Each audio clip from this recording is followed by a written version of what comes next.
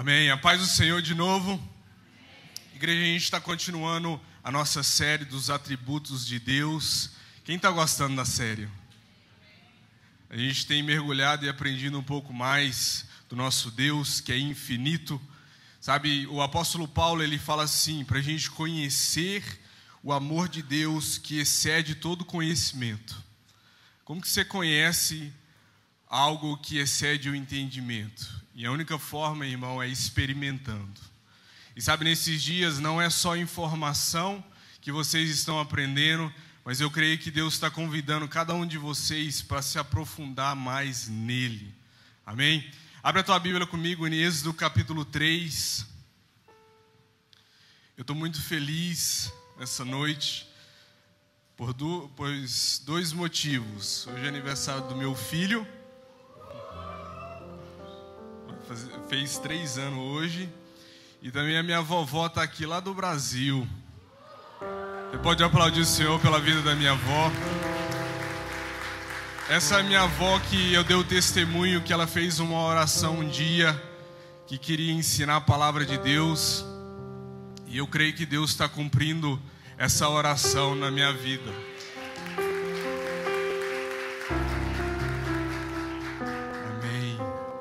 Êxodo capítulo 3, e antes de eu ler, vamos começar no versículo 10, eu vou continuar falando dos atributos de grandeza, da grandeza de Deus. A pastora Zali começou a falar semana passada sobre o atributo da grandeza de Deus. E um atributo, eu quero que você, e tem sido falado nesses dias sobre isso, o atributo, quando a gente fala de atributo, o atributo é algo que fala da natureza da pessoa. Não é que Deus, quando você pensa em atributo, não é algo que Deus tem, é algo que Deus é. Faz parte da sua natureza. Por exemplo, Deus, ele não tem eternidade, Deus é eterno. Faz parte da sua natureza. Deus, ele não só tem amor, Deus é amor. São atributos de Deus.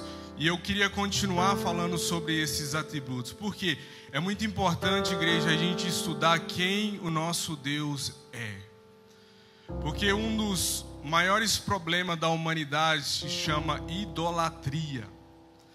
E muitas vezes quando a gente pensa em idolatria, a gente pensa numa imagem. Mas idolatria também pode ser uma imagem que você criou de Deus, que não é o Deus da Bíblia. Sabe, ninguém revela a Deus, é Deus que se revela à humanidade. A palavra de Deus é Deus se revelando a nós. Então, irmão, como que eu aprendo quem Deus é? Eu tenho que voltar na palavra dele, através do auxílio do Espírito Santo, para me aprender quem ele é. Amém? Vamos ler Êxodo capítulo 3, versículo 10. Fala assim: agora venha, Deus falando com Moisés. Ele fala assim: agora venha e eu o enviarei a Faraó, para que você tire do Egito o meu povo, os filhos de Israel. Então Moisés pergunta a Deus: quem sou eu para ir a Faraó e tirar do Egito os filhos de Israel? Deus respondeu: eu estarei com você, e este será o sinal de que eu o enviei. Depois que você tiver tirado o povo do Egito, vocês adorarão a Deus neste monte. Moisés disse para Deus: eis que, quando eu for falar com os filhos de Israel e lhes disser: o Deus dos seus pais me enviaram a vocês, eles vão perguntar: qual é o nome dele? Então, o que lhes direi? Deus disse a Moisés: eu sou o que sou. Disse mais: assim você dirá aos filhos de Israel: eu sou, me enviou a vocês. Deus disse ainda mais a Moisés: assim você dirá aos filhos de Israel: o Senhor, o Deus dos seus pais, o Deus de Abraão, o Deus de Isaque e o Deus de Jacó, me enviou a vocês. Este é o meu nome eternamente, e assim serei lembrado de geração em geração. Vamos orar? Pai, te agradecemos, Senhor, por essa noite. Eu te agradeço, Senhor, pela tua igreja, pela oportunidade que nós temos nessa noite de estar aqui, Pai, aprendendo da tua palavra. Pai, eu oro que o Senhor nesse momento venha derramar sobre nós o espírito de sabedoria e revelação ao pleno conhecimento de Cristo. Pai, não queremos apenas informação, Pai. Queremos revelação de quem Tu és. É o que te pedimos em nome de Jesus. Amém. Essa é uma passagem bem conhecida, onde Deus se revela a Moisés numa sarça ardente. E Deus, Ele começa a contar o seu plano para Moisés e como Ele ia libertar o seu povo do Egito. E parte desse plano é que Moisés se tornaria o líder desse povo. E Deus fala assim: Moisés, eu vou te enviar para a terra do Egito, eu vou te enviar para Faraó, que era como se fosse o presidente da época, o rei da época daquela nação. Eu vou te enviar ele e você vai falar tudo que eu pedi você para falar. E Moisés, nesse momento, ele, na sua fraqueza, talvez na sua ansiedade, ele fala: Deus, mas quem sou eu? E Deus responde e fala assim: Moisés, mas eu vou estar com você. Mas que promessa, né, irmão? Eu vou estar com você. E Moisés continua e fala assim: se eles me perguntar o seu nome, o que eu vou falar para eles? Aí Deus responde e fala assim: fala para eles que o eu sou te enviou. Eu sou o que sou. Aí ele vira e fala assim, a Bíblia fala assim: fala para eles que o Senhor te enviou. E o nome de Deus é o nome Yahvé ou Jeová, que significa que Ele é eterno, que Ele não tem começo, Ele não tem fim, que Ele é o grande eu sou. E era necessário que Moisés entendesse isso antes dele cumprir o plano que Deus tinha para a vida dele. Sabe, uma das coisas que a gente fala muito no Rise, que é um princípio que a gente vê na Bíblia, é que antes da sua ação, você precisa de uma revelação. Na verdade, o processo é revelação, adoração, depois ação. Que você precisa de ter uma revelação de quem Deus é primeiro, para depois você fazer algo. E Deus começou a se revelar a Moisés como o grande eu sou. Aquele que Deus usaria de uma maneira sobrenatural. Precisaria entender que Ele era o grande eu sou. Eu creio que nesses dias o que Deus tem feito com nós, como igreja, é nos chamado mais perto para se revelar mais a nós. Por quê? Porque Deus quer usar cada um de nós. Mas antes de Deus nos enviar, primeiro você tem que ter um encontro com quem Ele é. Então, atributos de grandeza. Essa categoria, ela fala daquilo que Deus, da forma que Deus é maior do que toda a criação. Sabe, nós temos um nível de poder, mas a Bíblia diz que Deus, Ele é todo poderoso. Sabe, a gente somos confinado a um tempo, e a Bíblia diz que Deus, Ele é eterno. Nós somos confinados a um espaço, e a Bíblia diz que Deus é onipresente. Então, quando a gente estuda a categoria da grandeza de Deus, a gente vê que Deus, Ele é maior que qualquer outro ser.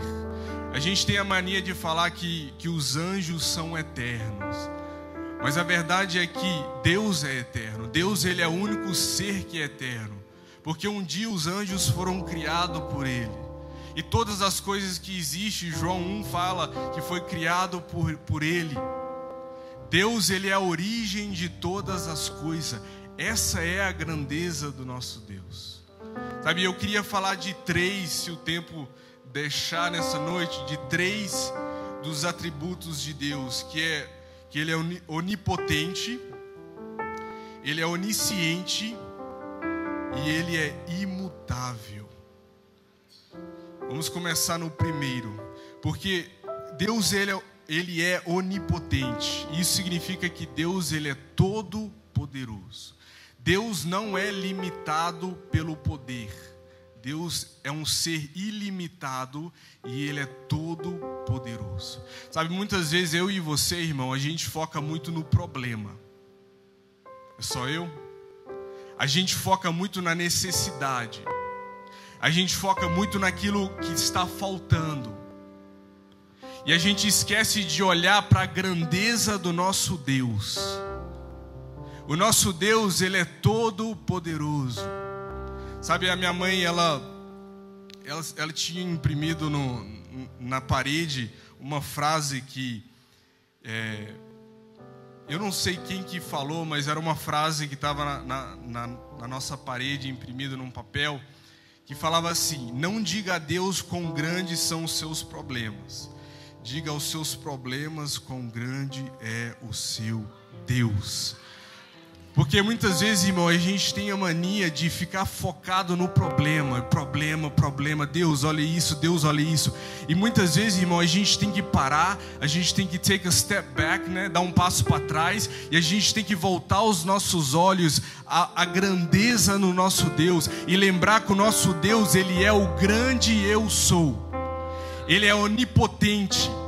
Ele é todo poderoso. Deus tem todo o poder. Muitas vezes a gente fica focado no problema. Eu lembro do homem em João capítulo 5, o homem paralítico, no tanque de Betesda. Parece que eu falei piscina de Betesda, que em inglês é Pool of Bethesda. No tanque de Betesda, e Jesus apareceu. Jesus estava lá, o grande eu sou, o todo-poderoso estava na frente dele, e Jesus pergunta a ele aquilo que ele precisa, e o homem começa a olhar para a sua necessidade, o seu problema, e falar assim: eu não tenho ninguém que pode me levar lá dentro. Irmão, o todo-poderoso estava bem na frente dele. Jesus não perguntou se ele conseguia entrar lá no tanque. E muitas vezes a gente é da mesma forma, a gente foca tanto no nosso problema, na nossa necessidade, que a gente acaba perdendo a revelação de quem Deus é. Sabe, eu já falei aqui uma vez que para você entender quem é Jeová Rafá, é porque você precisa de uma cura. E tem hora que no meio da cura a gente desespera, em vez de olhar para aquele que é o Jeová Rafá, aquele que cura. É necessário que nós voltamos os nossos olhos à grandeza do nosso Deus. Sabe, a multiplicação dos pães, ela veio porque eles colocaram a sua necessidade na mão do pão da vida, do pão que desceu dos céus, Jesus Cristo. E no momento, irmão, que a gente coloca os nossos olhos de volta em Jesus, o milagre, ele acontece. Sabe quando Jesus, ele transforma a água em vinho? Sabe por que ele transformou a água em vinho? Porque alguém naquele ambiente entendeu que você tem que fazer tudo o que ele mandar. E os olhos deles pararam de focar na necessidade e voltou para aquele que podia fazer o milagre. Entendendo que Ele é grande, Ele é capaz de fazer todas as coisas. Ele é onipotente. Irmão, o teu Deus é onipotente. O teu Deus tem todo o poder. Sabe, muitas vezes a gente foca muito na tempestade. Irmão, se você ficar focado na tempestade, você vai acabar perdendo e não vendo Jesus acalmar o mar. Porque Jesus, ele está disposto. Jesus, ele é capaz, ele tem todo o poder. Mas muitas vezes a gente está muito distraído. E o que Deus está fazendo comigo e com você nessa noite é voltando os nossos olhos para o Todo-Poderoso. Sabe, um dos nomes do Antigo Testamento que eu gosto muito de Deus é El Shaddai. El vem de Elohim, que é Deus, e Shaddai é de Todo-Poderoso. E o Antigo Testamento usa esse nome 7 vezes. E todas as vezes que usa esse nome, está referindo ao Deus de Israel. Elohim é uma palavra plural de Deus. Então, no Antigo Testamento é usado para falar sobre outros deuses, mas toda vez que é El Shaddai, Deus Todo-Poderoso, toda vez está falando no Deus de Israel, no teu Deus, o Deus que você serve, porque Ele é o El Shaddai. E o contexto do El Shaddai é que Ele é um Deus Todo-Poderoso que reina sobre todos os outros deuses. Sabe por quê? Quando o povo de Israel entraram na terra prometida, em Canaã, existiam muitos outros deuses. E era necessário que Deus, de alguma forma, diferenciava de todos os outros deuses. Então Deus começou a revelar os seus atributos, a sua natureza ao seu povo, para mostrar que Ele não é igual a esses outros deuses criados por homens. Então Deus começou a se revelar como Deus Todo-Poderoso, o El Shaddai. E o contexto era que Deus, Ele é todo-poderoso, que reina sobre tudo. E todo ser dessa terra, do universo, Deus, Ele reina sobre todos. Sabe, a Bíblia diz em Gênesis 1:3 que Deus disse: haja luz e hageu.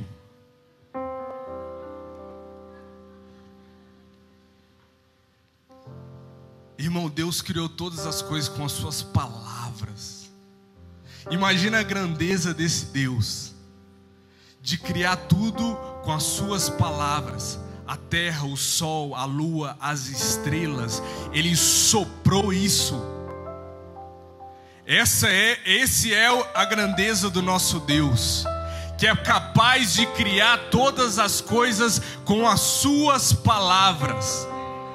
E muitas vezes, irmão, a gente foca tanto no problema. E a gente tem um Deus que criou os céus e a terra com suas palavras. Salmos 33:6 fala assim: os céus por sua palavra se fizeram, e pelo sopro de sua boca o exército deles. Sabe, o teu Deus, uma das formas que revela que Ele é todo poderoso é que Ele é capaz de fazer o impossível.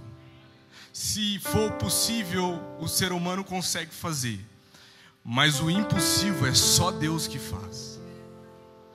Jeremias, Deus fala assim com Jeremias: eis que eu sou o Senhor, o Deus de toda a humanidade. Será que existe algo demasiadamente difícil para mim? Lucas 1:37, porque para Deus não há nada impossível. Mateus 19:26, para os seres humanos isso é impossível, mas para Deus tudo é possível. Irmão, para o teu Deus tudo é possível. Não há nada impossível para o teu Deus, porque Ele é todo poderoso. Irmão, não sou eu que estou falando, é a palavra de Deus. Deus se revela à humanidade. Sabe, a gente vê a onipotência de Deus com o seu poder sobre a criação. A gente vê nas pragas do Egito, Deus ele envia 10 pragas ao Egito para libertar o seu povo. Deus tem poder sobre a criação. Deus tem poder sobre todas as coisas.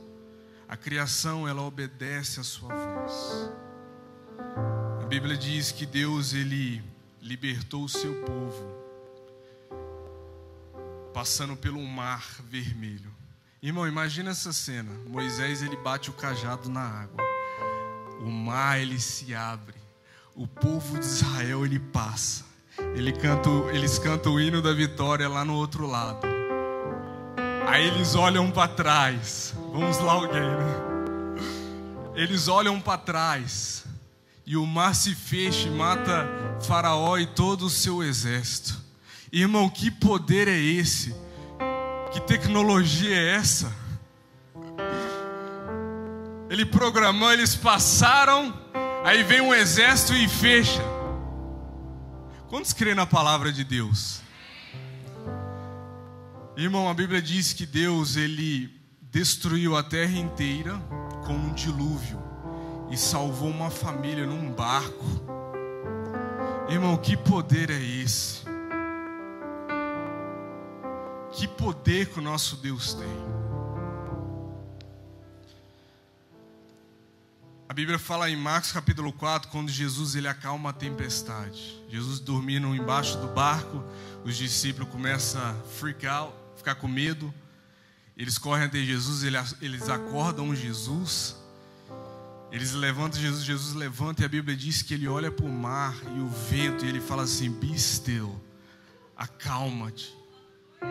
Irmão, Jesus falou com o vento e o vento acalmou. Ele falou com a tempestade e a tempestade dobrou diante dele. Porque Ele é o Rei dos Reis e o Senhor dos Senhores. Ele é todo poderoso. Que autoridade que Ele tem em suas palavras. Aonde a tempestade, ela ouviu a sua voz. Ela reconheceu o seu Criador. Irmão, isso é muito forte.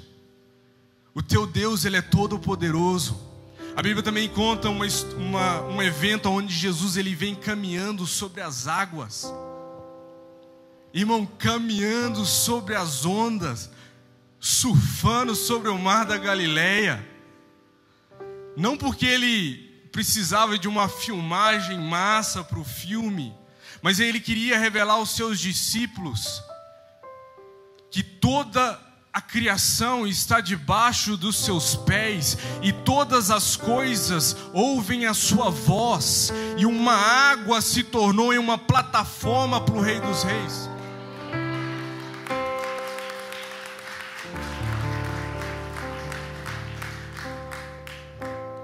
Sabe, Jesus fez tanto milagres que João, ele termina o livro dele assim, ó. João 21, 25.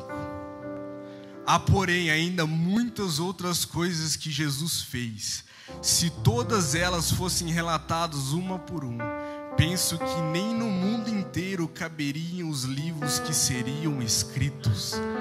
Meu Deus, irmão, que tanto de milagre e maravilhas que não teria lugar para colocar essa biblioteca. De tanto milagre que Jesus fez. Eu imagino Jesus andando numa cidade e um povo sendo curado e ninguém sabendo, ninguém ouvindo sobre aquilo que ele fez. Irmão, não existiria livro suficiente para para escrever aquilo que Jesus fez. Teu Deus, Ele é todo poderoso. Deus, Ele também é todo poderoso porque Ele é soberano sobre a história. Irmão, nada sai do controle de Deus. É importante você entender isso, que nada sai do controle de Deus. Deus, Ele não tira a tua escolha. Você é responsável pela tua escolha. Mas a Bíblia diz que é um mistério, que Deus, Ele é soberano sobre todas as coisas. E tudo o que acontece está debaixo da vontade permissiva de Deus. E a Bíblia diz a Bíblia diz em Daniel que Ele estabelece reis e Ele tira reis. Aqui que significa? Ele coloca presidente, Ele tira presidente. Ele estabelece a autoridade e Ele tira a autoridade. Romanos 8 diz que todas as coisas cooperam para o bem daqueles que o amam, que são chamados de acordo ao seu propósito. Irmão, isso significa que todas as coisas na tua vida, de alguma forma ou outra, elas estão cooperando para o seu bem. Irmão, eu não sei explicar como, mas a Bíblia diz isso, então eu creio naquilo que a palavra de Deus diz. Eu te garanto que talvez no meio da tempestade não faz sentido, mas lá na frente vai fazer sentido. E você vai olhar para trás e você vai ver que valeu a pena continuar servindo e amando ao Senhor, porque todas essas coisas se cooperaram para o teu bem. Essa é a palavra de Deus, porque Ele governa sobre toda a história.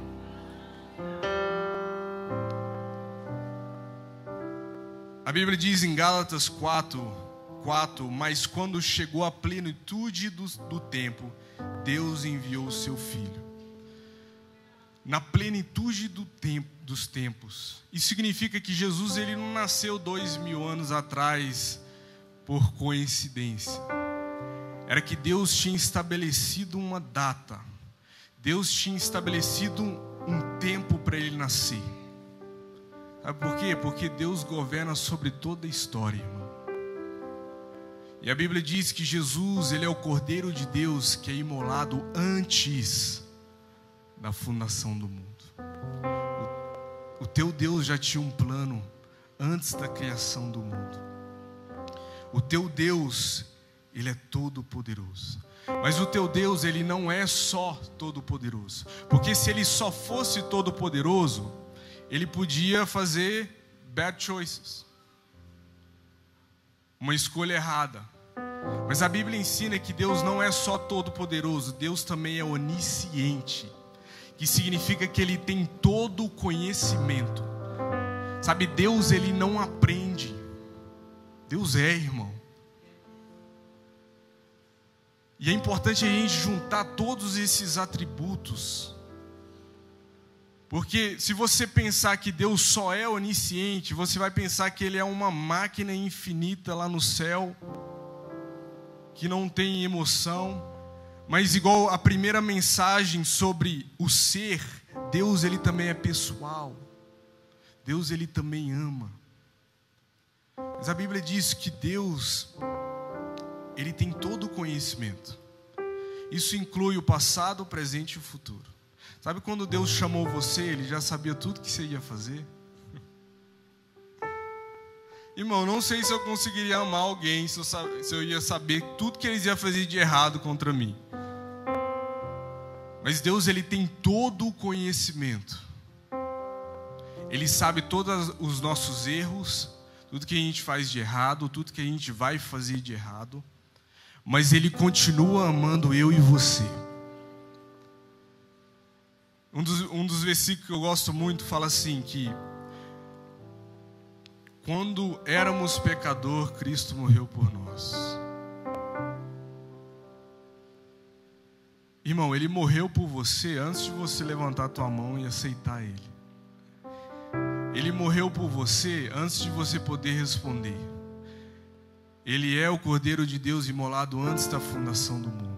Ele já sabia de todas as coisas e ele ainda continua amando você. Sabe, Deus ele ama o mundo de uma forma coletiva, mas é importante lembrar que Deus ama você também, de uma forma individual. Deus conhece cada um de você, porque ele é onisciente. Ele conhece a tua dor, ele conhece os teus problemas, ele conhece aquilo que você está passando, ele conhece todas as coisas. Ele é o Deus de longe, mas a Bíblia diz que ele também é um Deus de perto. Ele sabe todas as coisas, e ele tem o melhor para você. Irmão, ele não aprende. Ele tem todo o conhecimento, ele tem toda a sabedoria. Deus sabe de todas as coisas. 1 João 3,20 fala assim: pois se o nosso coração nos acusar, Deus é maior do que o nosso coração e conhece todas as coisas. Salmo 147,5: grande é o Senhor nosso e muito poderoso, o seu entendimento não se pode medir. Provérbios 15:3: os olhos do Senhor estão em todo lugar, contemplando os maus e os bons. Mateus 10:29: não se vendem 2 pardais por uma moedinha. Entretanto, nenhum deles cairá no chão sem o consentimento do Pai de vocês. E quanto a vocês, até os cabelos da cabeça de vocês estão todos contados. Irmão, uma das coisas que eu gosto de fazer é quando meu filho ele vai dormir, onde a paz entra no lar, né? Quando o filho não está em casa, a alegria não está, né? Mas a paz está. E eu gosto de ficar olhando para o meu filho, ficar contemplando ele ali. Ele parece muito comigo quando eu era pequeno. Minha avó disse isso. E eu gosto de ficar olhando para ele dormindo ali, eu olhando. E a Bíblia diz que os olhos do Senhor estão na terra inteira, e Ele está nos vendo. E Ele conhece quantos cabelos que tem na nossa cabeça.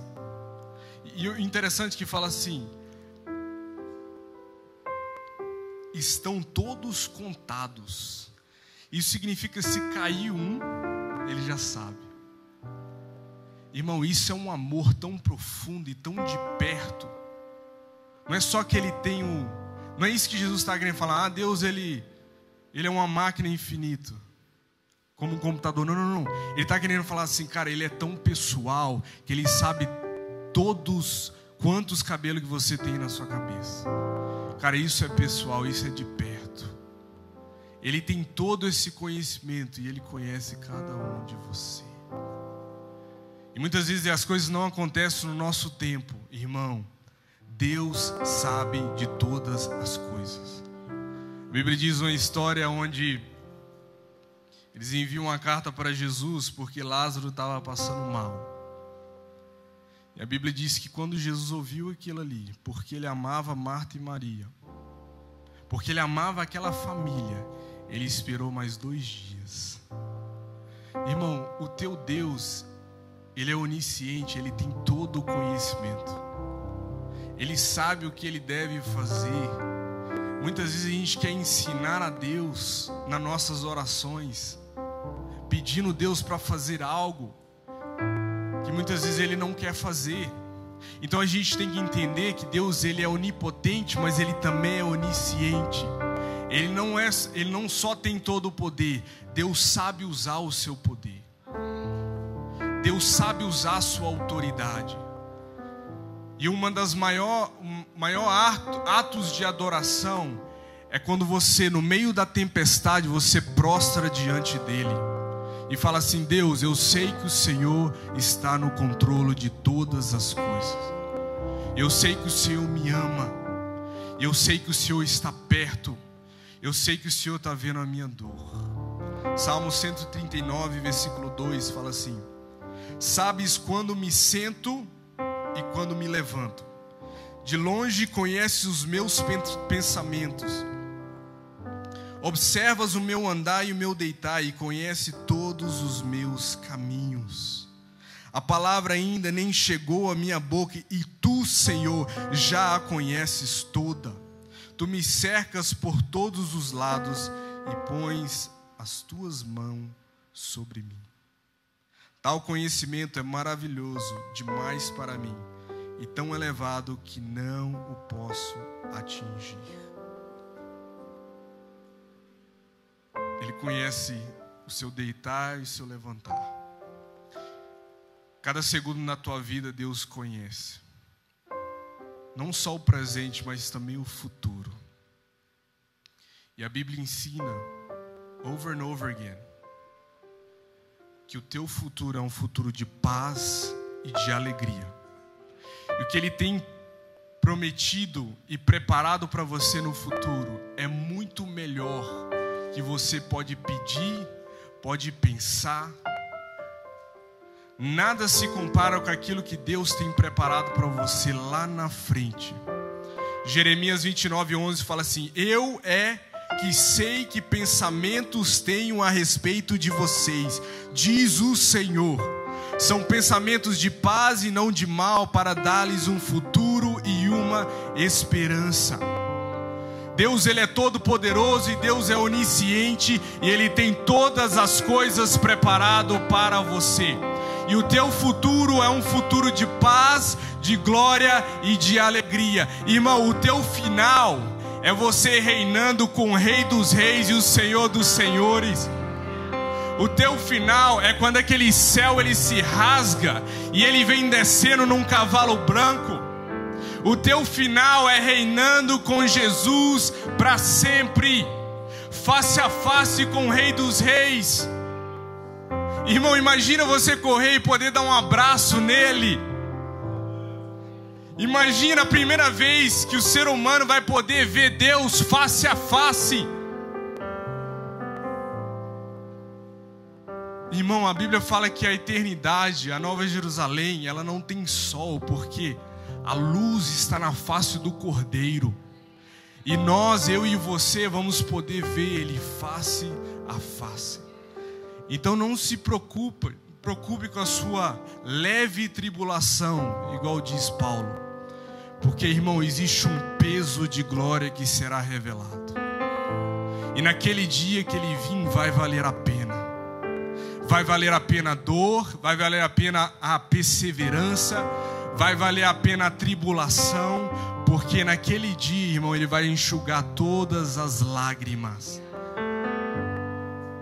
Irmão, não existe lágrima lá. Todo choro Ele vai enxugar. Então agora, no meio da dor, no meio da tribulação, ou no meio do processo, você lembra que o teu Deus, Ele é capaz de fazer o infinito, mas também que Ele tem todo o conhecimento. Ele tem o melhor preparado para você. E o último, Deus é imutável. Deus, Ele não muda. Imagina se Ele fosse todo poderoso, onisciente, mas Ele mudasse o seu caráter. Um dia Ele estava muito feliz, um Deus bom, aí outro dia vira um Deus mau. A Bíblia diz que o nosso Deus, Ele é imutável, Ele não muda. Ele é um Deus bom para sempre. Sabe por quê? Porque é a natureza dEle, é os atributos dEle. Não é aquilo que Ele tem, é aquilo que Ele é. Deus é bom. E Deus, Ele não muda. Então ainda, irmão, quando a gente está no meio de algumas coisas que estamos passando, a gente sente como se fosse Deus está longe. A gente tem que voltar os nossos olhos e lembrar que Deus, Ele não muda. Malaquias 3,6 fala aqui: porque eu, o Senhor, não mudo. Tiago 1,17: toda boa dádiva e todo dom perfeito vem lá do alto, descendo do Pai das luzes, em quem não pode existir variação ou sombra de mudança. Irmão, não existe uma mudança no caráter de Deus. Ele é. E o teu Deus é todo poderoso. O teu Deus é onisciente. O teu Deus é imutável. E um dia Deus, Ele vai trazer justiça na terra por tudo que veio de errado. Tudo que fizeram de errado, Deus um dia vai trazer a justiça. Don't worry. O caráter dele não muda. Deus, Ele não mente. Ele é. E Deus é capaz de transformar qualquer coisa. E no meio da tua vida, naquilo que você está passando, Deus é capaz de transformar. Porque Deus, Ele não muda. Números capítulo 23, versículo 19. Deus não é homem para que minta, e nem filho de homem para que mude de ideia. Será que tendo Ele prometido não o fará? Ou tendo falado não o cumprirá? Irmão, quando eu estava preparando essa mensagem, no final eu comecei a sentir muito forte a questão que existia pessoas aqui que sente como se fosse Deus tinha desistido de usar a elas. Que Deus já usou muitas das vezes no passado, mas por causa de algumas coisas que aconteceram, eles sentem como se fosse Deus, Ele não quer usar eles mais. Mas eu quero lembrar para você que Deus, Ele não é homem que minta. E a promessa que Deus liberou sobre a tua vida, ela vai se cumprir. E Deus, se Ele liberou sobre a tua vida uma promessa, que Ele vai te usar, que Ele tem algo para a sua vida, que Ele tem um ministério para você, irmão, eu te garanto que vai se cumprir. Na parte de Deus, Ele não muda. Ele continua sendo fiel, Ele continua segurando a parte dele. A única coisa que você precisa de fazer é voltar e falar assim: Deus, eu realmente quero. Eu quero ser usado pelo Senhor. Eu quero aquilo que o Senhor tem para mim. Eu não quero aquilo que o Senhor tem para o meu irmão ou para o meu próximo. Eu quero aquilo que o Senhor tem para mim.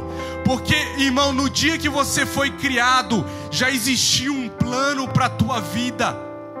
Davi diz que todos os dias dele já estava escrito em seu livro. Deus tem um plano e um propósito para cada um de nós. E os planos de Deus, eles não mudam. Deus só tem plano A. Deus, ele é imutável. Deus é imutável. Sabe, o que Deus está fazendo com nós nesses dias é atraindo para voltar os nossos olhos a quem ele é. Porque, irmão, quando você olha para ele, naturalmente você é transformado. Sabe, eu gosto de uma frase que a gente usa muito no Rise, é que Deus formou, Satanás deformou, mas Cristo transformou. Mas como que Cristo transforma? A Bíblia diz que é de glória em glória a mesma imagem.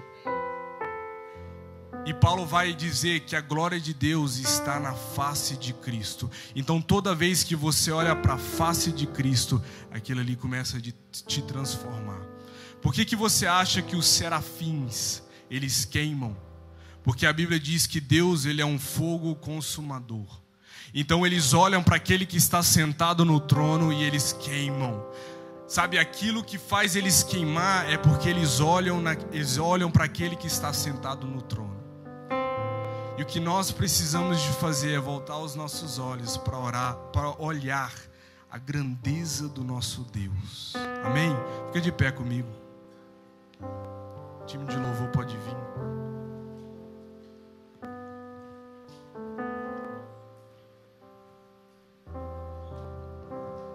Sabe, existe uma passagem que eu tenho meditado nesses dias, que é João capítulo 17. É onde Jesus ele faz a oração sacerdotal pelos seus discípulos e por todos os discípulos. E tem no versículo 3, ele revela o que é a vida eterna. E ele estava agradecendo ao Pai, falando assim: Pai, eu te agradeço, porque o Senhor nos deu, pelos que o Senhor me deu. E obrigado, Pai, porque o Senhor me deu autoridade para dar a eles a vida eterna. Se Jesus tivesse parado ali, eu ia pensar que a vida eterna era simplesmente viver para sempre. Mas aí no versículo 3 ele fala assim: e a vida eterna é esta, que conheçam a Ti, o único Deus verdadeiro, e a Jesus Cristo a quem enviaste. Jesus ele resume a vida eterna em algo: conhecer ao único Deus verdadeiro. Porque ele tem que dar um ênfase no único e no verdadeiro. Porque os homens eles criam tantos deuses que são falsos. Mas a vida eterna é conhecer a esse Deus verdadeiro e ao seu Filho que ele enviou. Irmão, você precisa uma eternidade para conhecer a Deus. Então esses dias é um convite para você já começar a experimentar a eternidade. Porque a gente acha que a gente vai começar a experimentar a eternidade quando a gente morrer. Mas a Bíblia ensina que nós já temos a eternidade. 1 João 5,13 fala assim: essas coisas escrevi a vocês que creem no nome do Filho de Deus, para que saibam que têm a vida eterna. João está falando assim: eu escrevo para vocês para que vocês tenham algo como uma convicção que vocês têm a vida eterna. Vocês já têm a capacidade, a habilidade de conhecer esse Deus que é eterno. você já pode começar a experimentar a eternidade, que é conhecer esse Deus que é sobrenatural, esse Deus que excede todo o entendimento. Você já pode começar a experimentar quem esse Deus é. E você vai passar o resto da tua vida e toda a eternidade descobrindo mais sobre esse Deus. E toda mirada e toda olhada para Ele que está sentado no trono, algo vai vir em você como se fosse uma revelação, e te revelando um pouco mais de quem Ele é. Igual os seres viventes que estão diante do trono, com os olhos por dentro, por fora, de lado, em cima, embaixo. Você também vai ter uma capacidade de ver a plenitude do seu Deus. Mas, irmão, isso não começa lá. João diz que você já tem a vida eterna, que a vida eterna ela já habita dentro de você. Sabe por quê? Porque aquele Espírito que seria derramado, ele já está habitando dentro de você. O Espírito da verdade, o Espírito da eternidade, ele vive dentro de você.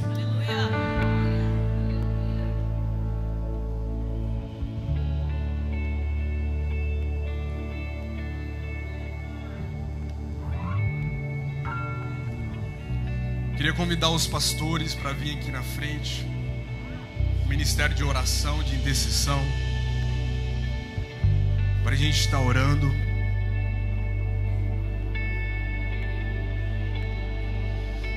Os pastores poderiam fazer uma fila aqui para a gente estar orando, por favor. E, irmão, você, nesse momento, você tem uma oportunidade de chegar diante de Deus, o Todo-Poderoso, aquele que é onipotente, onisciente, imutável. E você tem a oportunidade de pedir e de conversar com esse Deus. Saia do teu lugar e já vem pedir uma oração. Mas, irmão, vem adorando e crendo naquilo que Deus pode fazer.